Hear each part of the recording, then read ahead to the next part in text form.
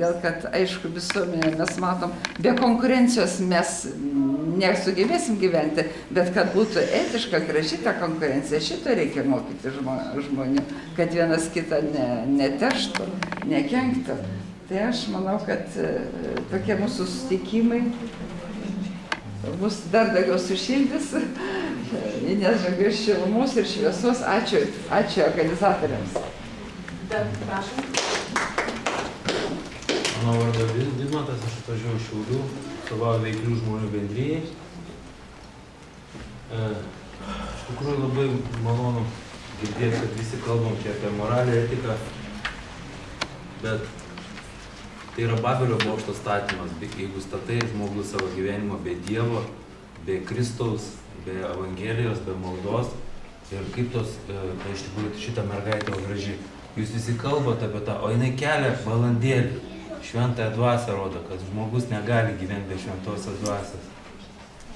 Ir aš iš tikrųjų dirbu su priklausomybė turinčiam žmonėms, kurie iš tikrųjų jau yra visuomenės nurašyti ir atstumti.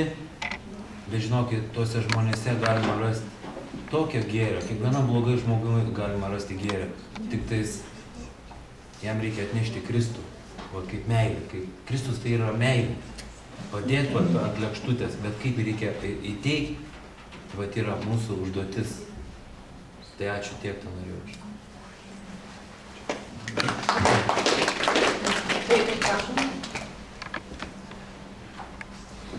Esu Zita Kliknienė iš Šiaulių, vadovauju Ginkūnų seniūnijos bendruomeniai.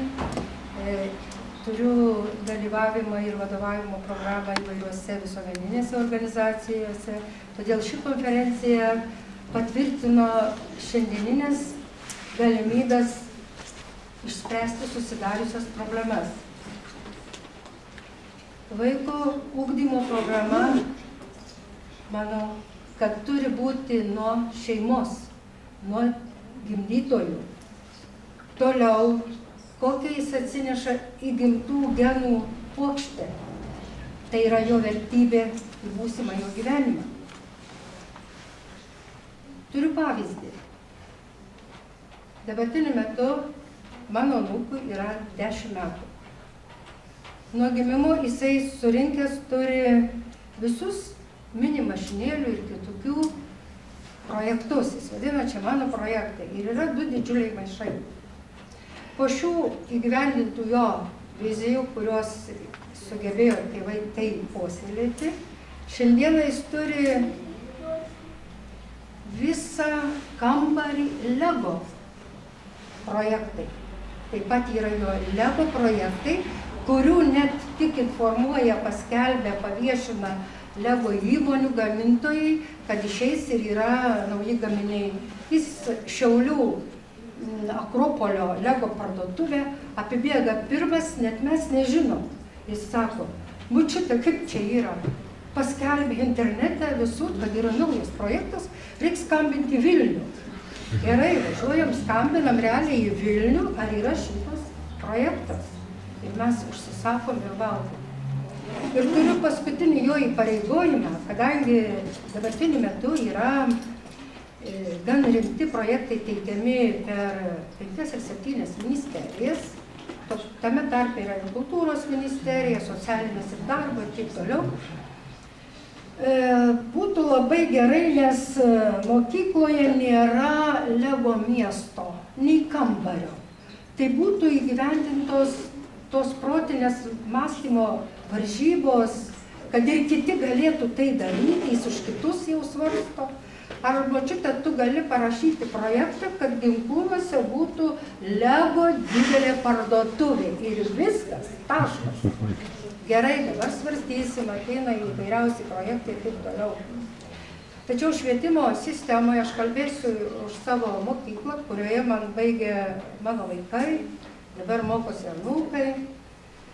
Ir pokalbiuose su specialistais girdima, nėra tvarkos šioje mokykloje švietimo sistemos programai vykdyti. Iš tikrųjų taip. Pradedant nuo vyriausybės priimtų sprendimų, Vaiko konvencijos įstatyme ir kitose programuose privalomas mokytis jaunuoliui ir jaunuoliui 16 metų. Nuo 16 metų jisai pakelia savo galimybę, noriu eisiu, noriu neisiu. Ir keletą savaičių atgal, pabendravus su mūsų Seimo nare gerbiama Rima Baškienė, pateikiu prašymą. Ar jūs galite protingai Seime toliau dirbti, kas liečia švietimo sistemos programą? Ne ją menkinti, bet ją tvirtinti. Jaunimui reikia būtina priimti, kad jis iki pilnametystės privalo mokytis bet kurioje mokykloje, ar kaimo, ar miesto, ar provincijų. Aš manau, kad tai bus įgyvendinta. Kas liečia etikos ir kitų mums nuo seno nepriimtinų dvasinių dorovių arba šiuo atveju populiariai pasakysiu ir paprastai, mokykloje nuo 1 klasės, nuo vaikų darželio amžiaus yra brukama tema, kur mums nuo seno buvo pagarbi savita dorovė. Neviešinti tai, kas tau yra artima ir yra jauti, kad tai yra labai svarbu dėl tavo tolimesnės šeimyninės medžio ar geno medžio plėtojimas, giminystės. Ir šiandieną galiu pareikšti tikrą taip pat savo šeimos požiūrį, kaip tai suprato mano anūkai. Ir vaikų darželį lankydamas anūkas sako, močiutė, va čia yra nupiešti kas? Nu, sakau, nesuprantu kas. Tie obuliukai, pilviukai, ten jau jo kojytės ir taip toliau. Tai yra per anksti žaidžiama jo vidinė psichologija. Nes ši Europos programa brukama, galiu sakyti, atsakingai.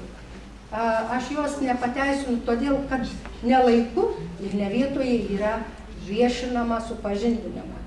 Šiandieną turiu ir kitą anūkę, kuriai jau yra 16 ir jinai neina į mokyklą. Bendrauju su vaikų teisių tarnybos sistema, tenka bendrauti ir su psichologais ir vaikų teisių atstovais. Nieko gero tai neduoda, nes šis ėjimas sulaužė vaiko dabartinę ateitį. Jums reikia, realiai močiutė sako, tau reikia tu mokytis, tau nepatinka, turi nežiūrėti. Tai įvyko priklausomybė prie naujų technologijų, apie kurias sako, kokios yra technologijos.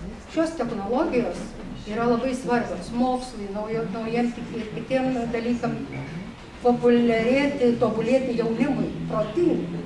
Tačiau paliko priklausomybė prie kompiuterių, tai yra nuo kompiuterių, nuo telefoninių, tai yra iš rankų nekrenta nuo ryto iki vakaro, tai yra sistema, kuri laužo ateitį mano šiuo atveju anūkų. Todėl labai gera diskusija, puikia konferencija, jinai, aš manau, dar toliau irgi plėtosis, yra ir kitų dalykų, tai yra pagrindas nuo šeimos, kaip aš užaugau, dvasinės vertybės saugau ir jas įvertinu, tai yra be jų tikrai negali būti lyderis galbūt ar kitaip, todėl labai labai svarbu yra šeimos pagrindas mūsų tautos ir ateičiai. Tai tam kartu. Ačiū. Mes ir baigsime pirmąją konferencijos dalį. Dabar kavos pertrauka ir po pusę valandos po televizijos žinios mes sugrįžtame į studiją ir pratęsime, kad toliau antrąją sesiją.